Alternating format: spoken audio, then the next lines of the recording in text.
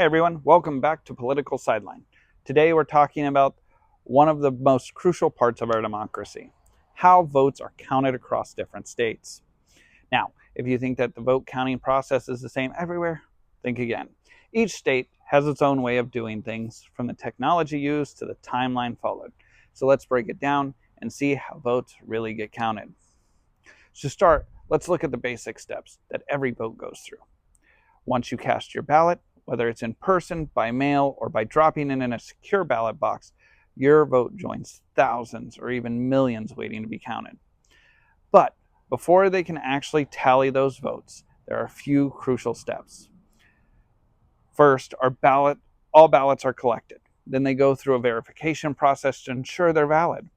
Once verified, they're counted and finally certified by officials. Simple enough, right? Not quite, because every state has its own rules, processes for each of these steps. One big factor that affects the vote counting process is the method of voting. States have different rules for mail-in, absentee ballots compared to in-person ballots. Let's talk about a few states with unique approaches. Let's start with Florida. Florida is actually one of the fastest states to report results. Why? Well, Florida allows counting of mail-in ballots as soon as the polls close. Election officials can start processing those ballots. This means validating and counting them before Election Day. They've also invested in modern counting machines. As soon as polls close, those results start coming in. In fact, during the last few elections, Florida was among the first big states to have results. Now, contrast that with Pennsylvania. Pennsylvania law does not allow election officials to start counting mail-in ballots until Election Day. This is why results from Pennsylvania often come in much later, especially since there's more people have been voting in mail in recent years.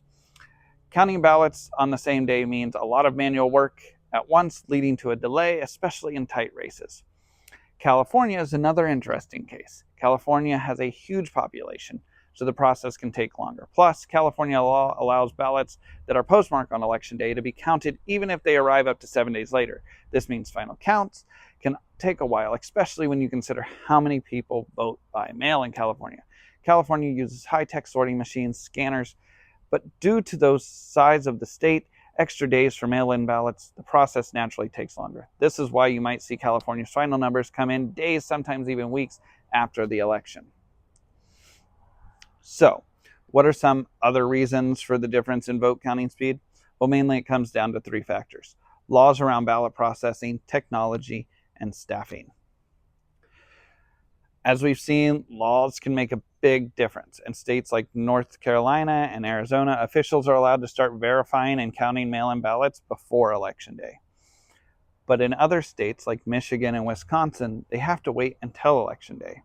It's all up to the state legislature. Technology also plays a role.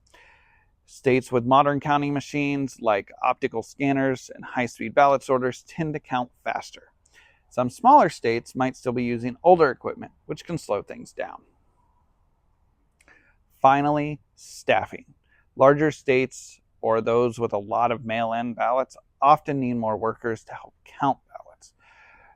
During high turnout elections, states sometimes need to bring in extra workers or volunteers, which can either speed up the process or make things a little slower due to training time.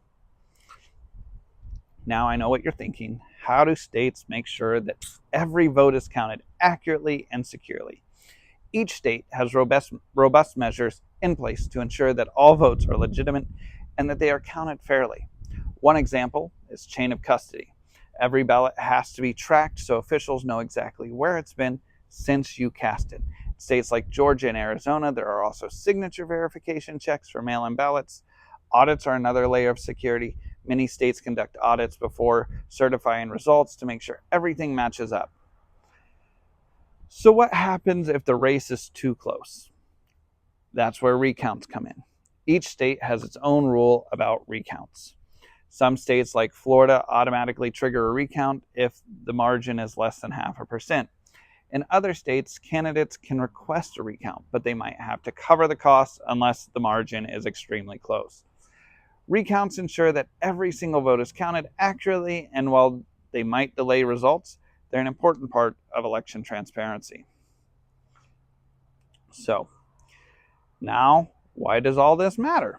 Understanding how votes are counted helps us be more patient with results, especially when they take longer than we'd like. Different states have different methods, but they're all working towards the same goal, ensuring every vote is counted accurately and fairly. So while you watch the election results come in tonight, you'll know exactly why some states report faster than others and why some might take a little longer. Remember, democracy takes time, and every step is a process to protect your vote. Thanks so much for tuning in to Political Sideline. Make sure you hit that like button if you found this helpful, and don't forget to subscribe for more videos breaking down political processes in a way that makes sense. I'll see you next time.